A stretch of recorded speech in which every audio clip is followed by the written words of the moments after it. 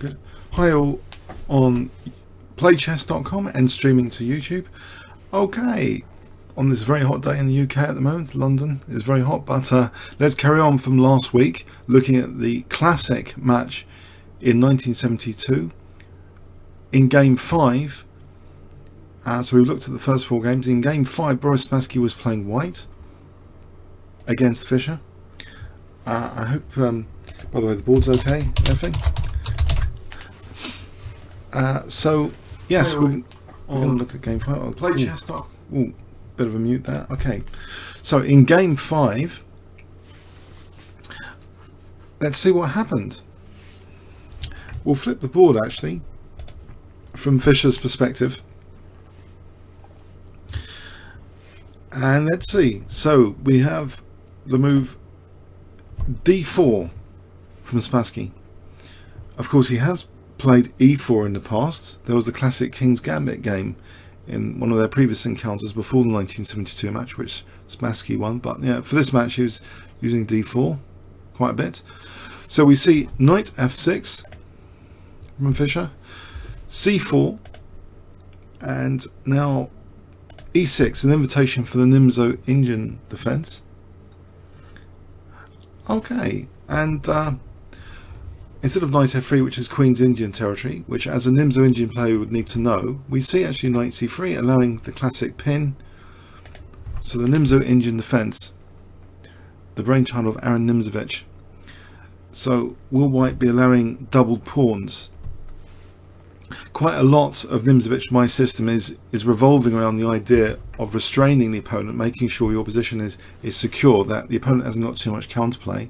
And double pawns, restraints and blockade are all part of the toolkit for trying to restrict the opponent's possibilities to ensure, you know, quite a safe position for oneself. So here, let's see, the move, let's check on Livebook, the move knight f3 was chosen by Spassky. I think e3 is the Rubinstein variation, that's very, very popular, and queen c2 is Kasparov's favourite move against the Nimzo. Let's put on actually a Kibitzer here as well. An engine Kibitzer, but for the opening book, yes, knight f3 is like the 3rd most popular according to Livebook to play knight f3. So we see knight f3, and here quite popular is d5 or b6. In fact, Fischer chose c5 here, and now very popular in this position actually g3. It seems that seems to be the most popular, over 2,000 games of g3 fianchettoing the bishop. In fact, Spassky chose e3, which is another solid idea and move. Now knight c6,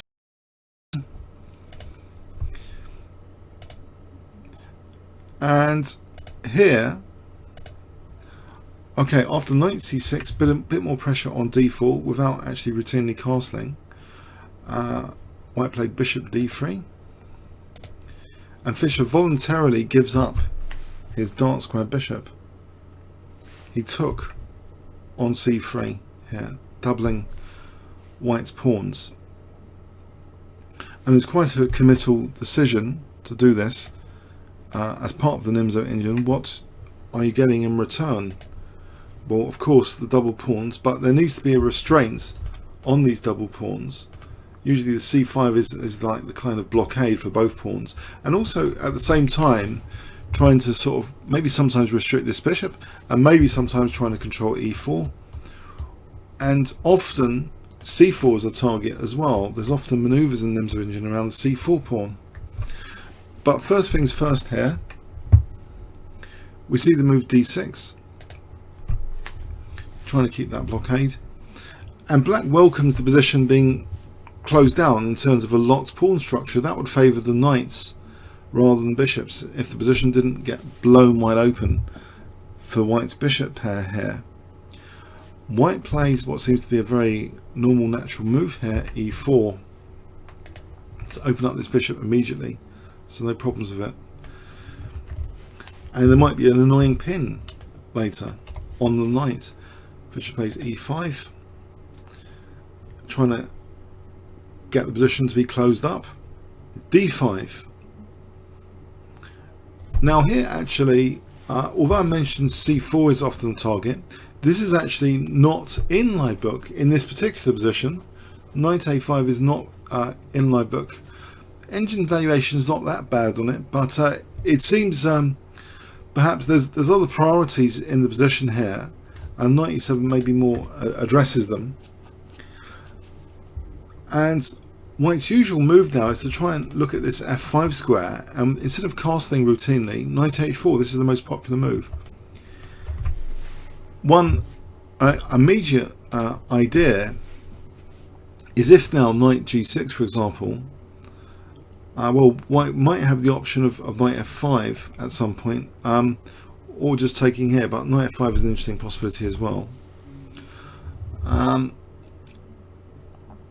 But there's also this possibility of the annoying pin, and the main move is actually played here by Fischer. This has turned out to be the main move over the years now in this position,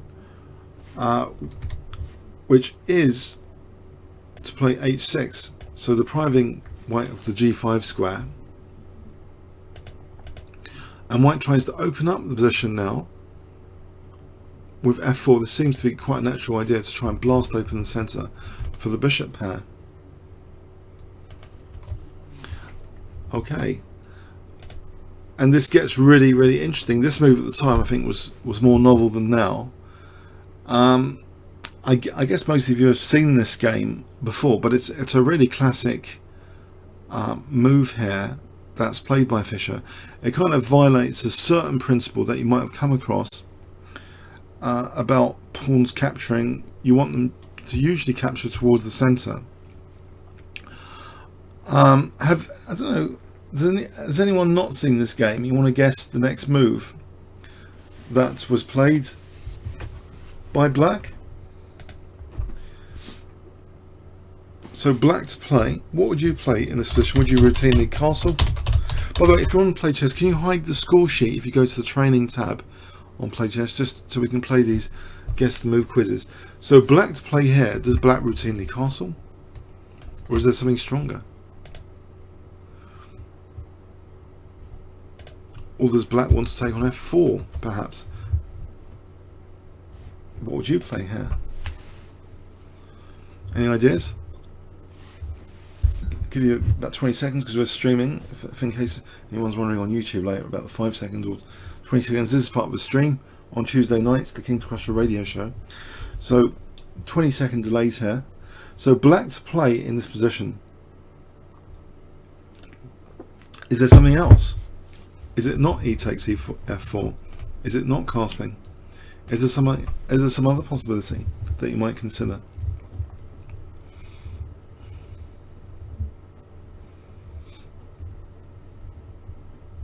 Okay, so we've got a couple of votes for e takes f4.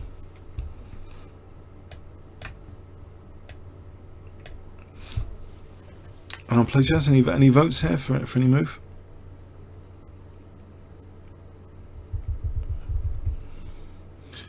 Queen a5 has been mentioned. g5, interesting idea. g5, wow.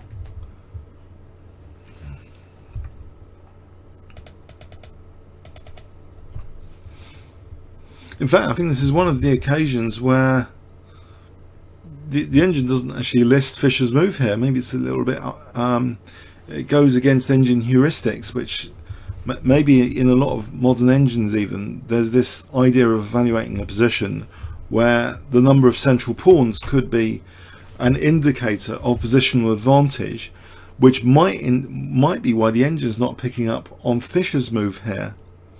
Which was described by the Russians, by some of the Russians, as a strong move by a strong player, but it's not picked up by the engines in this position, quite fascinatingly. Which was knight g6, and it seems a bit odd, not e takes f4 or castling, and it welcomes this capture away from the centre, which is, I guess, counterintuitive. Well, first of all, before we go on from here. If e takes f4, doesn't that just open the bishop pair a bit? Bishop takes. I don't think we can afford g5. This looks very weakening to try and win material. Just e5. Then black will be in trouble. What will black do here? Knight g4. e6. Black will be in trouble. Hitting the knight.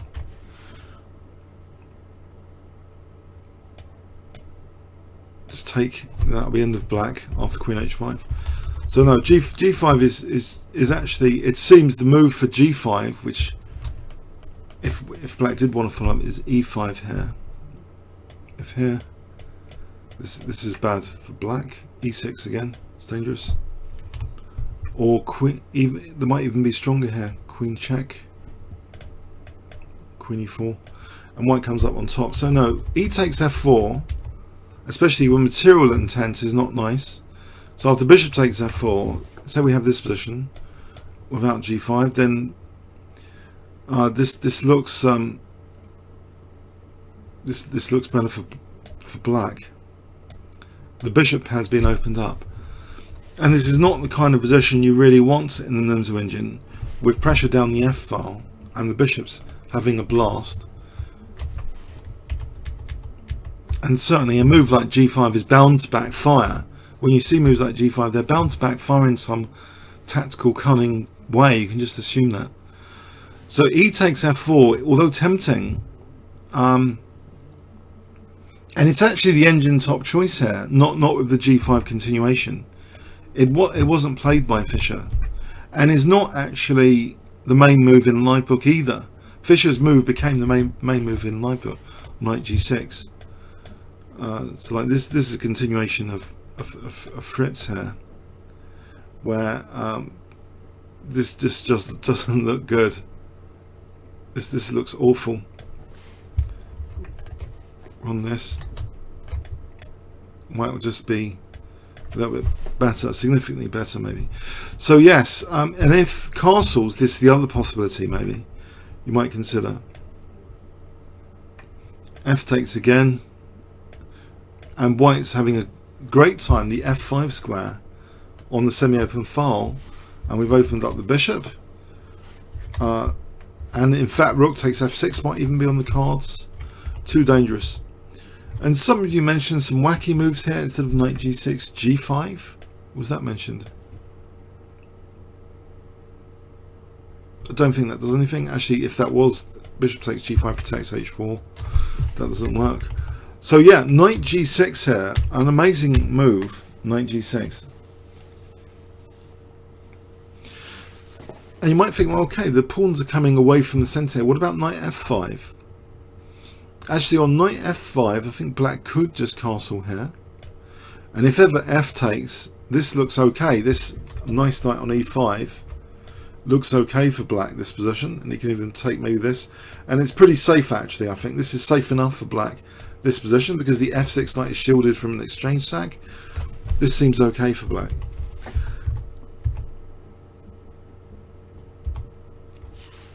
Okay, so knight f5 might not be the best. So knight takes g6 was played, testing this capturing away from the centre.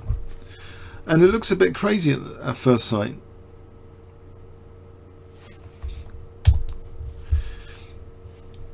Okay, so what is black's point with this, accepting the double pawns? For me, it echoes an earlier game with the knight h5, where Fischer accepted, double pawns, seemingly a bit strange.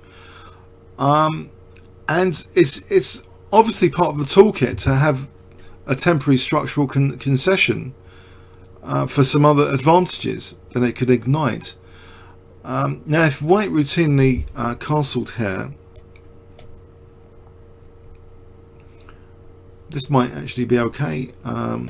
Actually, you'd think this sort of position seems okay, but this bishop's hemmed in, and the dark square bishop hasn't got great squares. That is interesting to castle. That's actually become the main move, actually.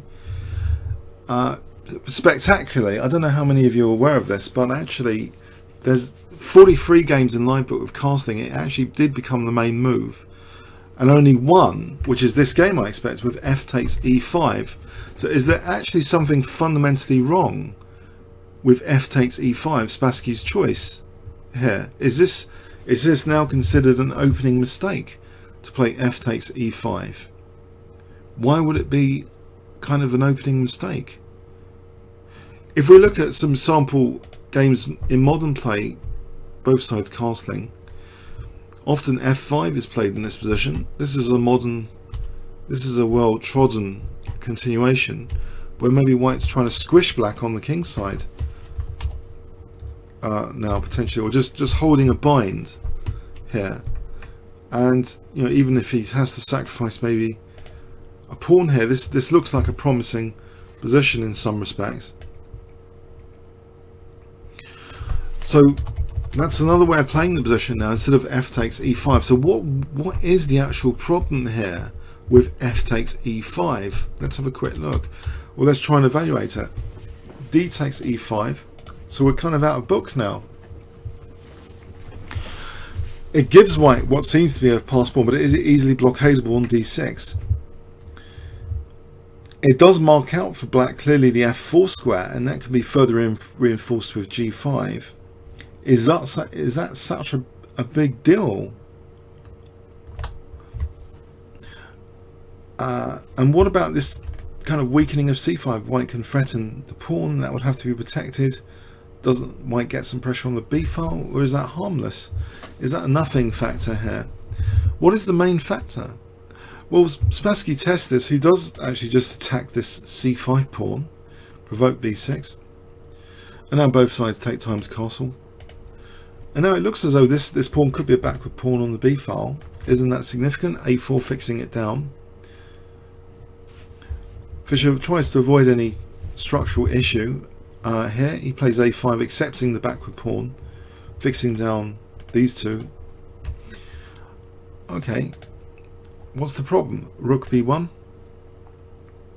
bishop d7. This is actually a bit of a target. Maybe this was a bit committal here. Bishop d7 now highlights, isn't that a bit of a fixed target? Rook b2. Well, what about building up on the backward pawn? Rook b8. What's the plan here? It seems, you know, white's a bit tied down. This backward pawn is actually maybe not a major subject of attention, and we see now rook bf2 putting potentially useful pressure on the f file. Queen e7.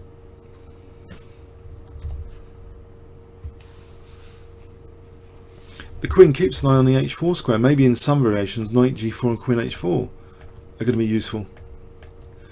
It keeps an eye on the d pawn a bit as well. Maybe queen d6 to blockade the d pawn. So queen e7 seems quite a flexible move here. Bishop c2 is played, holding the a pawn, freeing up the queen from nannying the a pawn. But now we see this further marking of the f4 square with both of these pawns. Very interesting characteristic of the position.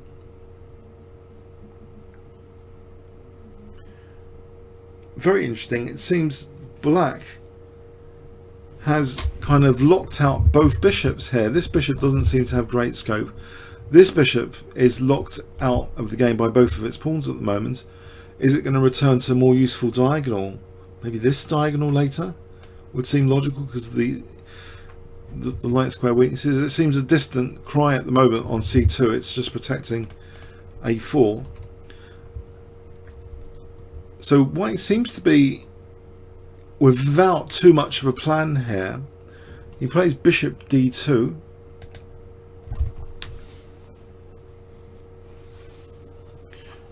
And wouldn't it be nice to get a knight to f4 potentially? How would we get a knight to f4? We would need some support for a knight coming to h5 first. And we see this move queen e8, which supports potentially queen coming here, putting pressure on e4, and also a knight coming like this, holding that h5 square. And what is white doing about that? Not much, actually. It seems, yeah, white's in a pretty passive place in this position. This probably explains why, you know, nowadays this is probably well known as an idea that if white gets this position with the bishop pair, the bishops seem a bit impotent here. But I mean, let's put that to the public, you know, test. Do you think white's bishops are a bit passive? The evaluation here is less than half a pawn. Someone's asking on stream, Jack. Less than half a pawn for white. And there doesn't seem to be a clear plan for white here.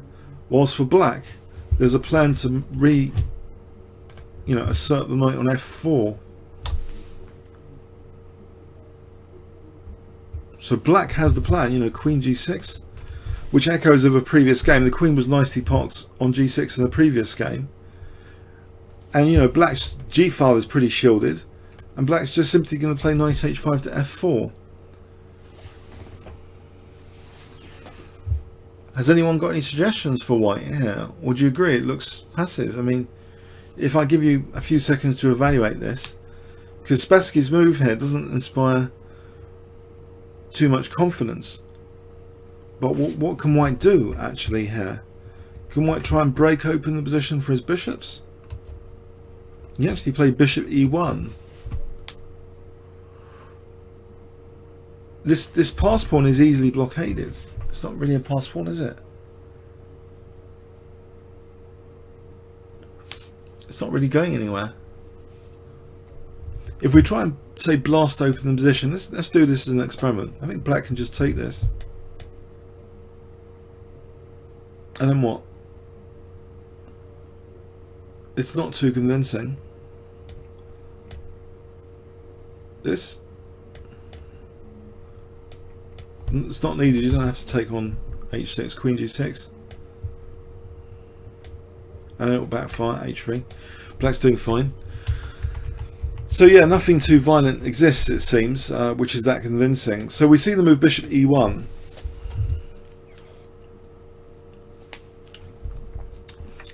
Black's putting more pressure on that centre. And supports now knight h5 to f4. Queen d3. And we see knight h5. You might wonder, well, couldn't white stop this with g3? I think that's too much of a problem on the light squares. If he tries to play g3 here, I think he'll run into other problems. In fact, in this position the rooks came off. Here is where the rooks departed the position, both pairs of rooks. If we have the move g3, let's have a quick look. It does weaken these squares.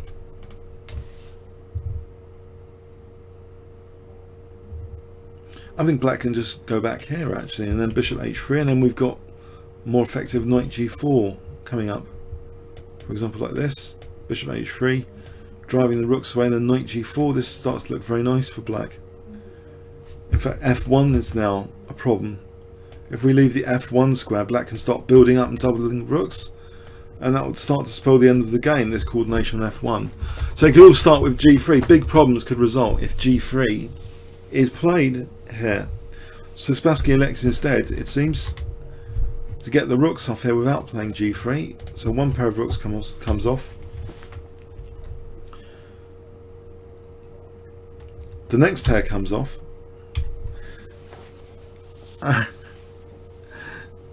And yes, this knight f4 looks like a very nice move. The knight's going to be nicely entrenched, supported by both these pawns. What about g3 here, you might ask? Is it such a problem here with all the rooks off? Let's have a quick look. In the game, bishop d1 was played, attacking the knight. If g3 here, again, the knight's done its job actually in provoking some knight square weaknesses, feeding the bishop. So actually just retreating back the knight looks pretty good. You know, maybe queen h5 later. This looks pretty good. So like this. And in fact, I mean, there might be a plan like this, g4 and knight h7 for this sort of plan, if white's not careful. This will start to be nasty. So again, it seems the light squares are a big problem here.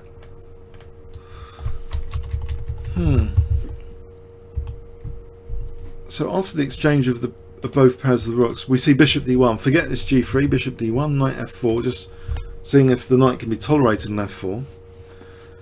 But now, yeah, a heavily criticised move in this position. Where should the queen go? Where shouldn't the queen go?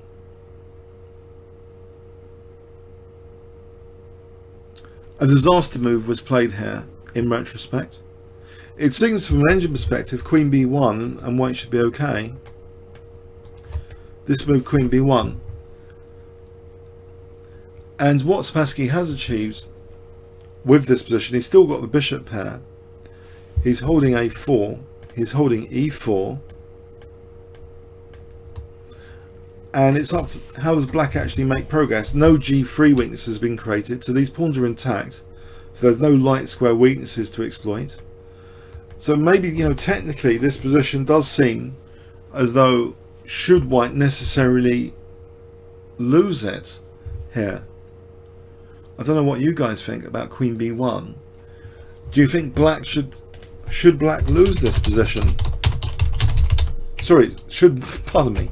Should white lose this position here after queen b1? If I give you 20 seconds just to answer that question, should white lose this position? I can say, you know, you can see white's pretty uncomfortable maybe, but black's only got 3 pieces, right?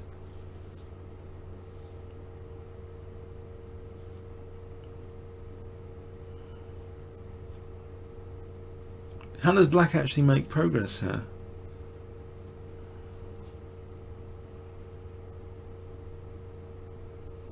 Let's go for it. Let's go with g4. How does black make progress? g4? Maybe we can go slip in bishop onto the dark squares.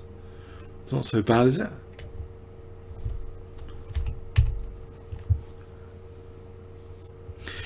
Okay, but you know, history was made, yeah. That wasn't played. Another move, queen f3, might be playable as well.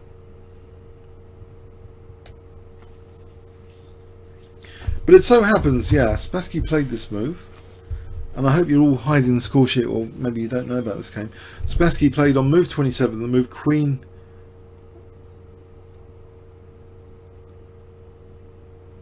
c2 here.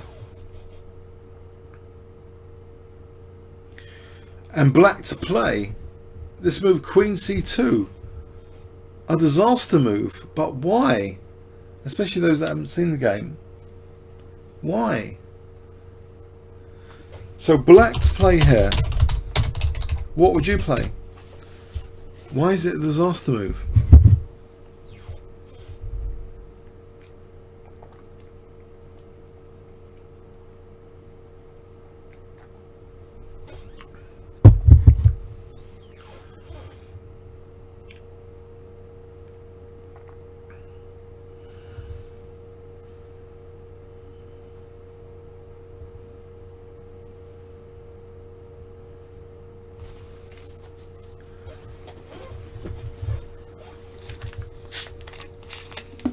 Yeah, it seems the queen is now responsible for the a pawn. The queen's defending the a pawn. It's interesting, you know, it reminds me actually, Nimzovich said that one of the best blockaders is a knight because the queen's too valuable to be a blockader. But here, what's the best defender of the a pawn?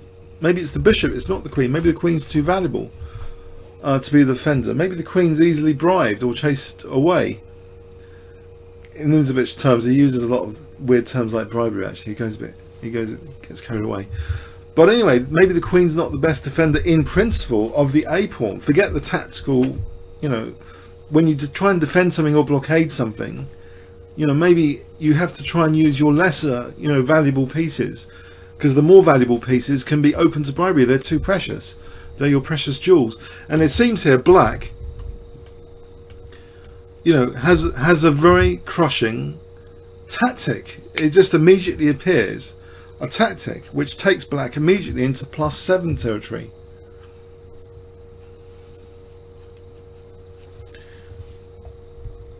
So the move is bishop takes a4. And white resigns here.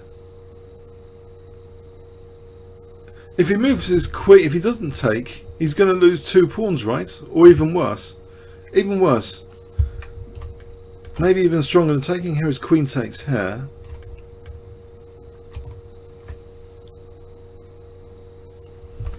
What does white do here? He's just lost 2 pawns. In fact, if bishop f3, there's a cute tactic here. Queen takes for knight e2 check to win the queen back. But the most critical thing is, of course, to take. And if takes, it's a double attack. And the funny thing is, actually, and I'm going to be honest, I had this position as a tactical puzzle many years back on my Barnet Chess Club site. And I ended it here.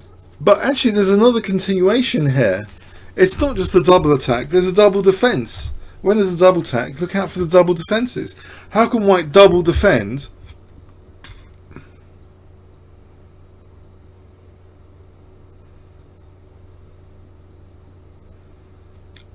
the mate threat and e1? I ended it here, but actually let's continue. If we have this position, what can white play here which attempts to be resourceful? Does anyone know?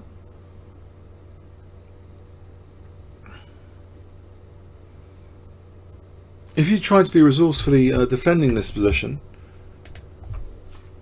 what could you play? White's play here. Try your best shot. Yeah, king f2. Someone's mentioned it already, so I'll put in king f2. It defends the bishop, and actually it's not mate. Queen takes g2.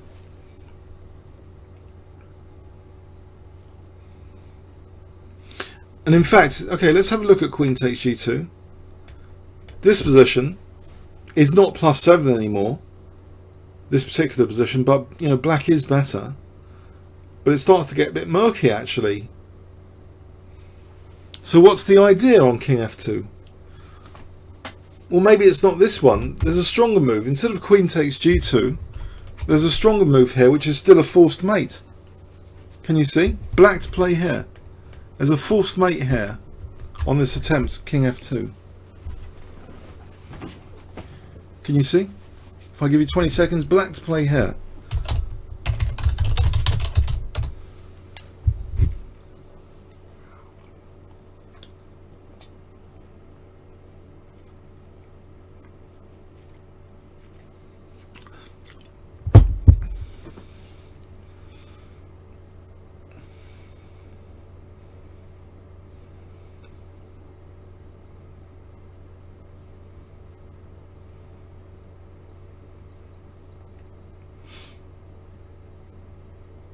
Knight d3 check is the strongest move.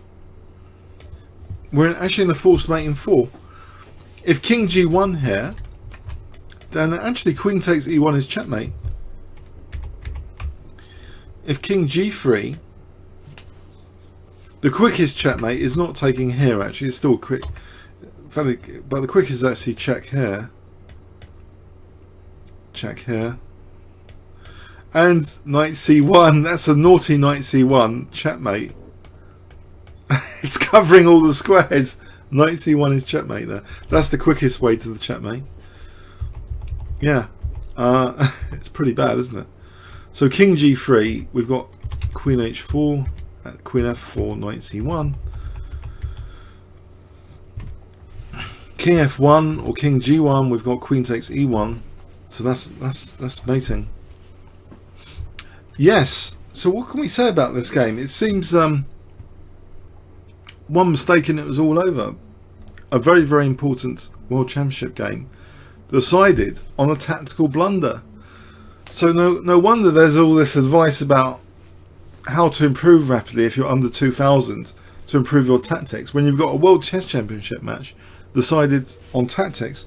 And of course you could argue, well, you know, they're under great pressure, you know, nerves and stuff. That's going to happen to us. We're going to have these high stake games. We're going to be, you know, nerves. You need to be tactically alert that you're not falling victim to some horrible tactic that ends the game. It's you know, it's apparent that you know, maybe White wasn't totally busted after Queen B1. If anyone has a disagreement with that, you know, let's discuss this position. Do you think Black can force a win here? White's got the bishop pair from the opening. Do you think Black can force a win?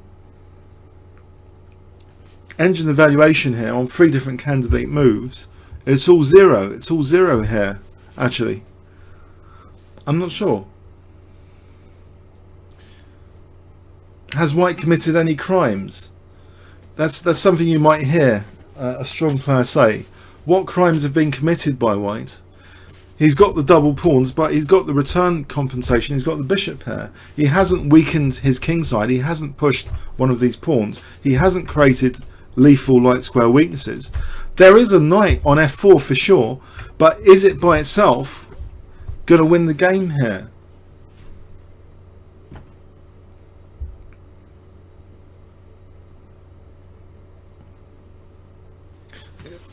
Yeah, see, it seems, you know, it seems a massive blunder, which actually decided this game.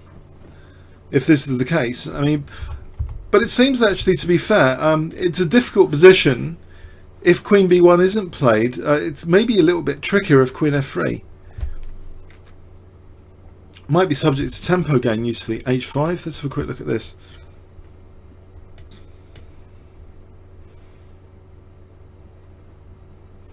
Queen F6. There might be some threats. I think Black's got some of the threats here. There's some torture possibilities. And Bishop E2 next. H4. It starts to get a bit scary, this position, with the knight on F4. If we have this position, it seems, you know, black's slightly better here. If White's basically forced to move a pawn later with this knight on F4, it can start to get grim. And if White ever gives up the dark square bishop, then this is going to be really not very pleasant. It's not opposite colour bishops, and the prospects are with Black here. So yeah, it seems as though, to be fair, Queen B1 is actually a great move here. To try and stay with the position. Queen F3 might be subject to harassment.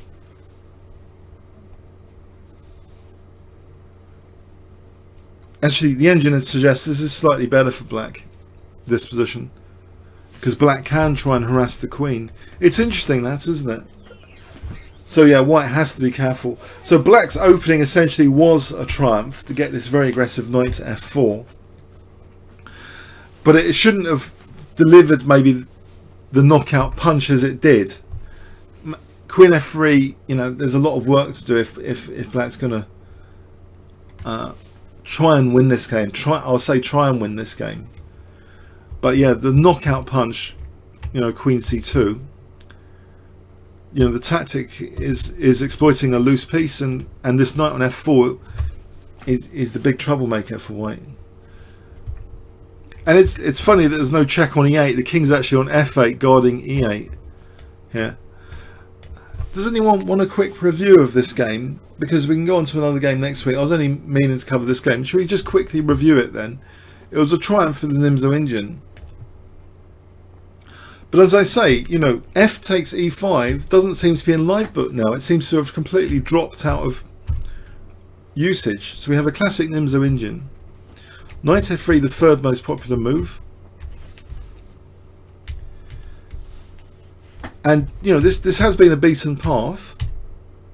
But it just seems as though this idea of trying to reinforce this position, it's startling if you did look at live book, that F takes E5 is only once, whilst casting is 43 games. So the modern way seems to be to, you know, castle here to keep this tension going. this position,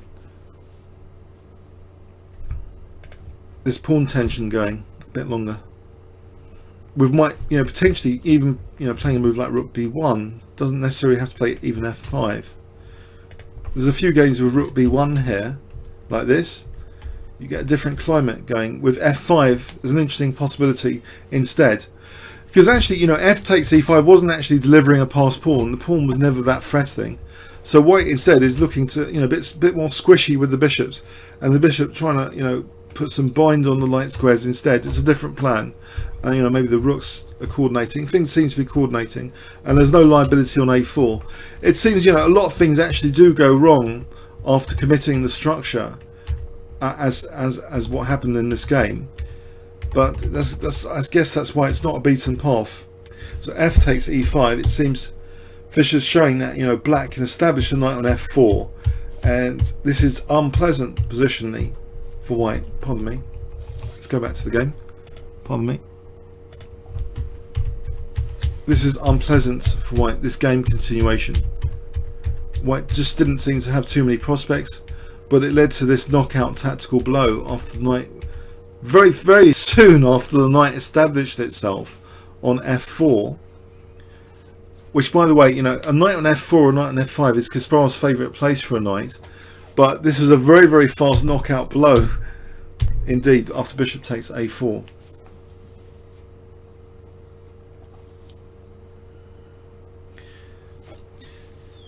So anyway, I hope you get some context around this game. It's just a very, very interesting thing how, you know, even from the opening, you know, people are seeing this example and avoiding this f takes e5 from white now. This plan of getting a knight on f4, the double pawns seem perfectly justified to help reinforce the f4 point.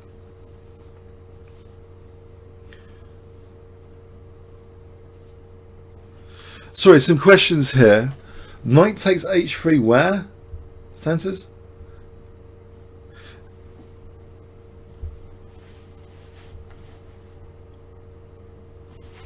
And sorry, Albert, you're saying something, but where are you saying it?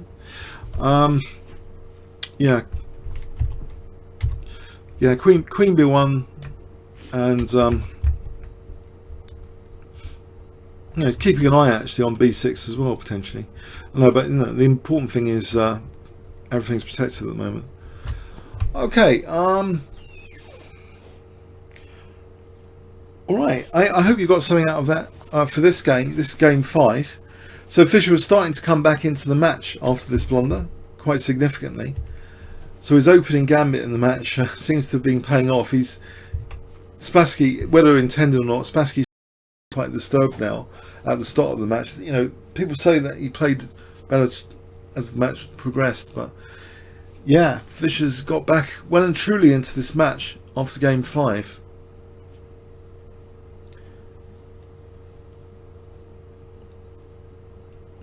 Okay,